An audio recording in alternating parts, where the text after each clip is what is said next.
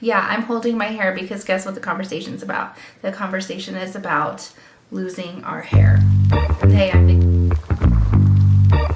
Vicky. Do you have PCOS, formerly known as PMOS now? Yeah, raise your hand how you're here. Obviously, if you're on this channel, then you are either you've already been diagnosed or you have an assumption that you do. So hair loss, raise your hand. Like, let's be friends here. Hit subscribe because hair loss is a very common issue for a lot of us women that have PCOS. So polyendocrine metabolic ovarian syndrome is now what it's called. And this change reflects the modern understanding that the condition isn't just about ovarian cysts, which many didn't even have. Yeah. Didn't even have it. So I'm saying this now because I can't assume that everybody knows that the name change and why the name changed. So I have some notes. I want to read through them because I don't want to miss any of the points of conversation that I want to have with you tonight. Friends, I'm losing hair like you wouldn't believe. My hair growth, my hair loss was slowing down and I was so happy. I will talk about this later in this episode, but I realized the correlation today. Actually last night, but for sure today, I'm like, oh no, this is what it is. For me, I ran out of vitamin D. I have not been supplementing with vitamin D in over a month because I ran out of my vitamin D. So guess what I get to do? Freaking order vitamin D. Yeah, we're going to get there in a moment. So the question that I want to talk about is, does PMOS actually cause hair loss? And the answer is yes, because hair loss and thinning are highly common in well-documented patients with PMOS. While some individuals experience excessive facial or body hair, others experience hair thinning on their scalp, known as female pattern hair loss. So FPHL. Wow, being dyslexic, that was really hard to say. Or androgenic alopecia. So alopecia is very common. I do not have alopecia, however, I do have some hair loss. So for many women, visible scalp thinning, which I will show you. I will show a picture of me actually in my bathroom, just showing you some of the areas which you can clearly see that it is thinning. And I don't necessarily love it. I really don't. I'm blessed to have hair on my head. Absolutely. But I also want to not lose it as quickly as I currently am. So one of the things is, one of the questions I want to answer here is, what is the scientific reason behind PMOS hair loss? I think that's really important. So again, I'm going to look over because I want to make sure I'm highlighting this for you. So it is driven by a combination of elevated male hormones, androgens, okay? And some of you might not know that terminology yet. So again, it is driven by a combination of elevated man hormones, which are called androgens, and metabolic dysfunction. Yeah. Unfortunately, there's a lot of metabolic dis-ease in our body, a lot of dysfunction. So the DHT factor. So PMOS triggers excessive levels of androgens like testosterone. And I think I said this in a previous episode. My testosterone is through the freaking roof. It's like 99. It's high, y'all. It's super high. I definitely recommend you getting your blood tests done. Maybe if that's a conversation you want me to have with you, and just to suggest maybe things that you can ask your doctors, your gynecologist for certain blood tests to be done. Totally. I will happily share that. Just comment below. Let me know that you're interested in that and I'll happily share. Again, I don't diagnose, treat, or cure. I'm just here to share my story and things that I'm doing to support my journey with PMOS and bringing you along and making friends.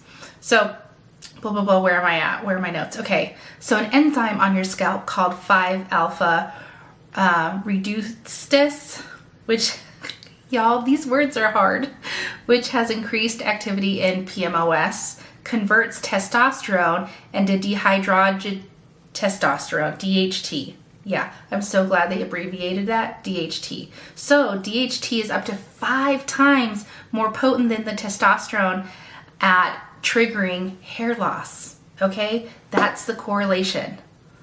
Follicle miniaturization is an issue as well with DHT, because DHT shortens the active growth phase of your hair cycle.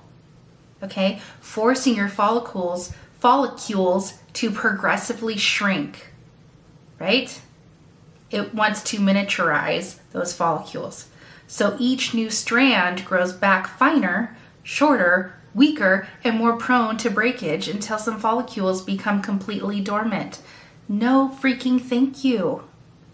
It is the reality. I'm so glad I'm holding space, because honestly, so I'm in my office, obviously, and I'll bring you into other areas of my house, but this is where I film majority of my stuff.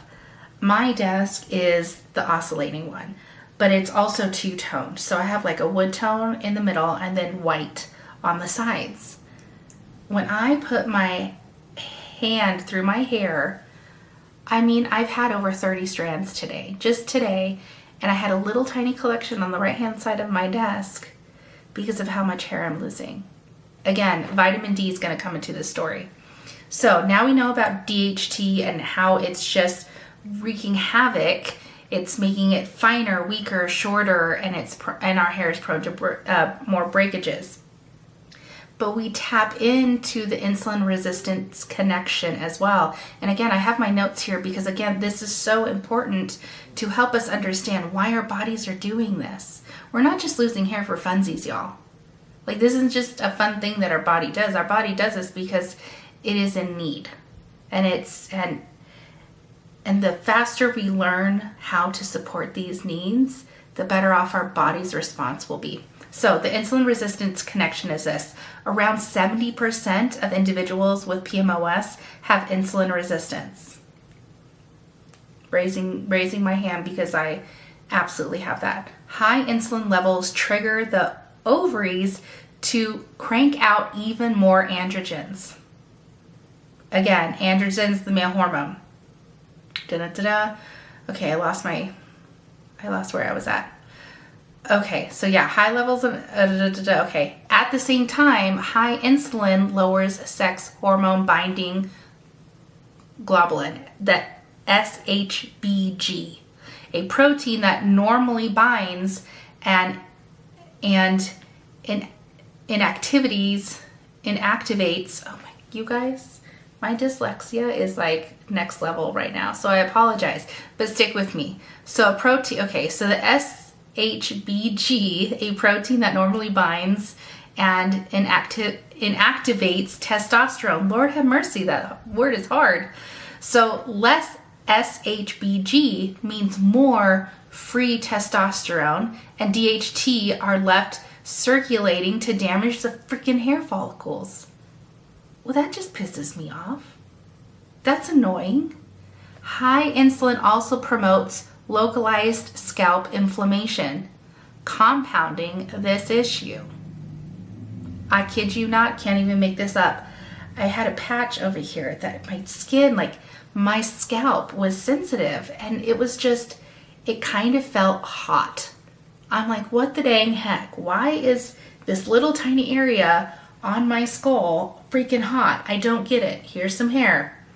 I'm like, so what did I do? I use essential oils. I love my essential oils. I use an essential oil called copaiba because it helps reduce my inflammatory response.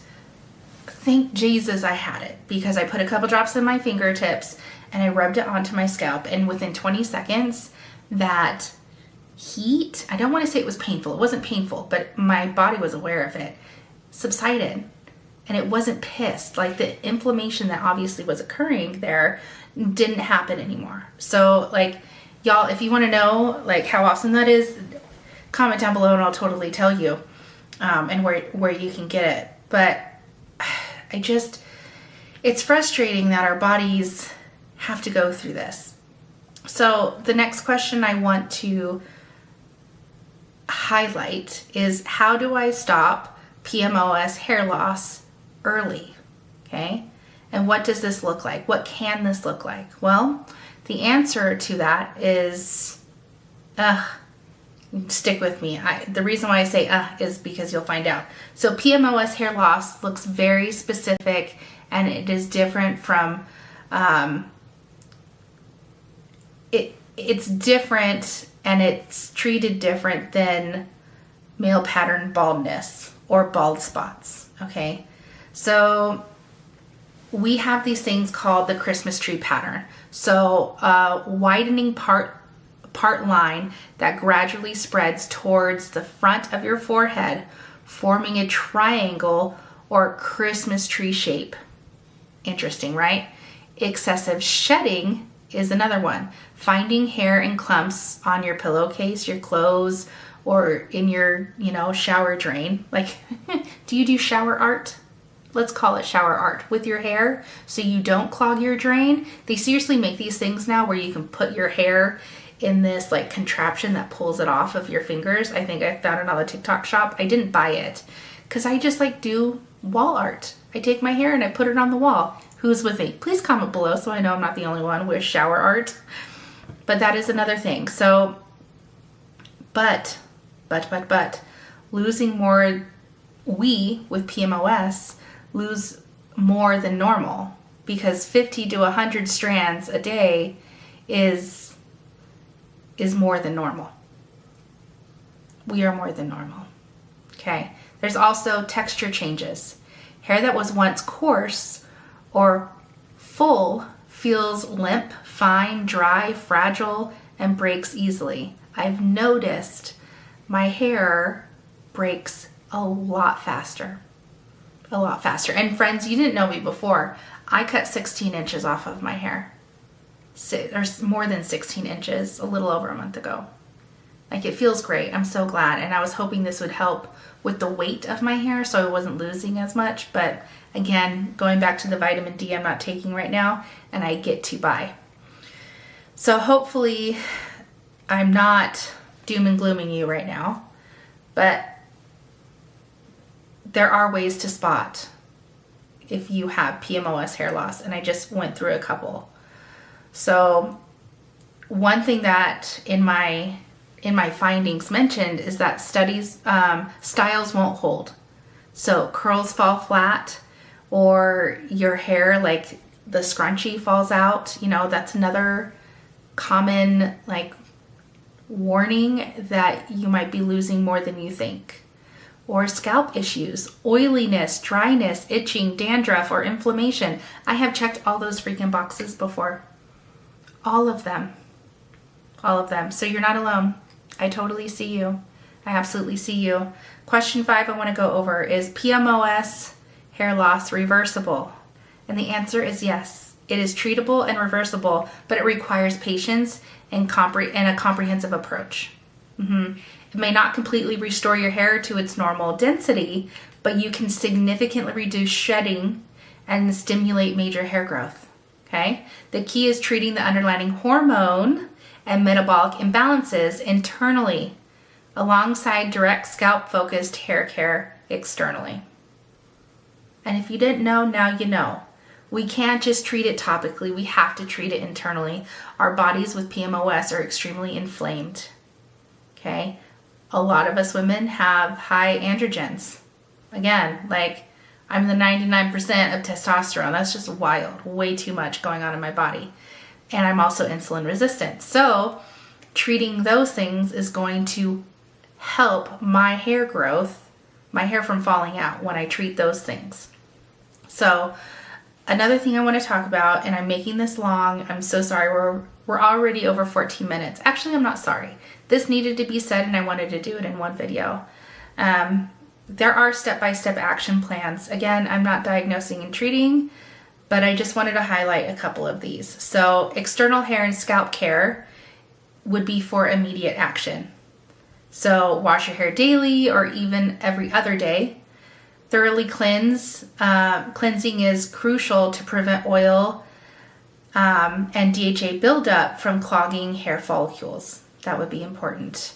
Use gentle sulfate-free cleansers that won't dry out your scalp as well.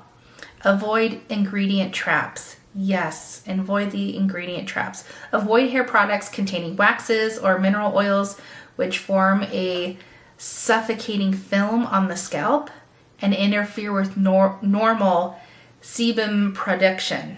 Sebum, S-E-B-U-M production.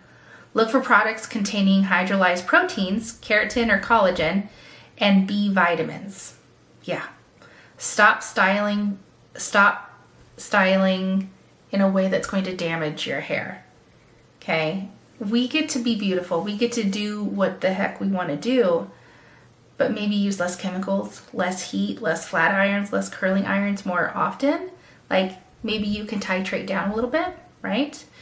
Use gentle tools. Switch from soft, neutral brushes. Use a hair pick or a wide tooth comb to gently detangle your hair before brushing or so it prevents pulling. And then you can apply nourishing serums. There's a ton of nourishing serums. I use one. I love it. I don't necessarily use it too much on my scalp. I use it at the ends and I work my way up. And then we get to tackle our nutrition. Our internal lifestyle has to be addressed. So we can adopt a low glycemic food pattern, like eating routine, an anti-inflammatory eating routine. That is something that we can do over time. It's not going to happen overnight, but we can start adapting into that kind of lifestyle.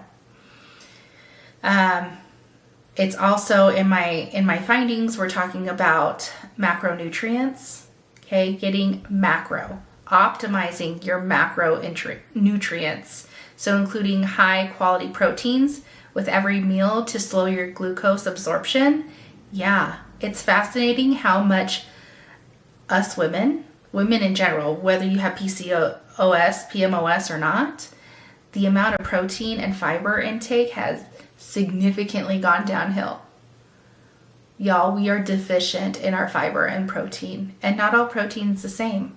We're very high in sugar and fat, but there's good fats and bad fats. You know, we can try and aim to 25 to 30 grams of fiber from vegetables, legumes, and whole grains to help eliminate excess circulating hormones within our body. We can also eat foods that are rich in omega-3 fatty acids, 3, 6, 9, like not just omega-3s, salmon, walnuts, flax seeds. Flax seeds are wonderful to reduce some systemic inflammation. Okay, can you understand why there's so much here? It's not just like, oh, my hair's falling out. There's so much depth in this conversation. So you can also target key nutrient deficiencies like iron and ferritin. Okay, so, supplementing or eating more iron-rich food like eggs and legumes and darky. I cracked myself up. Darky leafy greens. Oh, that's so funny. And oh gosh, my dyslexia. Let me take a sip of water. Inositol. That word's hard. Taking that would be great. And I think we've talked about that before. If not, let me know down below and I'll talk about that because it can help reduce testosterone levels. Yeah, it's great. Okay, I'm almost done, I promise you. I know this is a long one. It's 18 minutes long. Holy crap. Okay, zinc. Zinc is also great. It helps block the conversion of testosterone into follicle damaging DHT. Y'all, this is hilarious. Oh, some people are going to roast me in the comments, but that's fine. You do you. And then other essentials. I say essential oils because I use it all the time. Other essentials that you could tap into is vitamin D. Vitamin B, yeah. Selenium and herbal support like spearmint. And I talked about spearmint before. Spearmint is amazing. It's also talking about, and this is all my research, guys. All this research I'm trying to bring to you in the most eloquent, informational way possible. And I know it's condensed, but I needed my notes. So hopefully you're finding value in this. If you find value in this, please hit subscribe. Let me know down below. Hopefully this has been very beneficial for you. Lastly, I do want to talk about moving our beautiful bodies. We get to move our bodies. So we can aim for around 150 minutes of moderate activity weekly, combining cardio with strength and resistance training, because increased muscle mass is highly effective at regulating blood sugar and hormone levels. And when we support our hormone levels and our blood sugar levels in this way, guess what? All the other things start working in harmony. Yeah. We have overcomplicated this shit too long. Too long. Gone are the days of not knowing what the hell to do with ourselves. We get to do it the right way. Like, no joke, I have my weights. You want to see? I have my weights next to my walking pad. These are my little tiny weights. I don't 3-pound weights. But holy moly, I haven't done weight training in a very long time. I used to do Pilates, freaking love Pilates. But these, my friend, when you're on your third rep of 30, my arms are screaming, Vicky, you better stop. I don't. I stop when I'm done with the rep. But I'm telling you, little weight goes a long way. We don't have to overcomplicate it. Okay. Okay, wrapping it up. Okay. Manage your stress and sleep. Sleep is so important. Again, why am I talking about this? Because it's all tied together. We need the full picture. So yes, we're talking about hair and how it's very common for women with PCOS, PMOS to have hair loss. But this shit matters. This matters as well. Managing your stress and sleep. Cortisol from chronic stress directly worsens insulin resistance and triggers hair shedding. Yeah. Okay. Dedicate maybe, if you can, 10 to 15 minutes daily to meditate, to do yoga, do some mindful, box breathing. Ensure you get 7 to 9 hours of quality sleep a night to regulate your hormones and repair the tissues. If we are not sleeping, and I hope you hear this 22 minutes in, if your sleep is shit, you have an uphill battle, my friend. You are making it more complicated on your body. We have to prioritize sleep, and that will be a whole other conversation that I dive into with you. It matters that much. So, medical and prescription options are available, but you get to consult the specialists. You get to undergo, if you so choose, some hormone testing. Yeah, this isn't the space for me to go into that because I am not the doctor here, but that is an option for you. I've said this in an earlier video. I was tested at a very young age. I want to say 18, 19, so we're going to go with 19. I was diagnosed with PCOS. Just this year in 2026, I was re-diagnosed with PMOS because I wanted to make sure, was that a true diagnosis?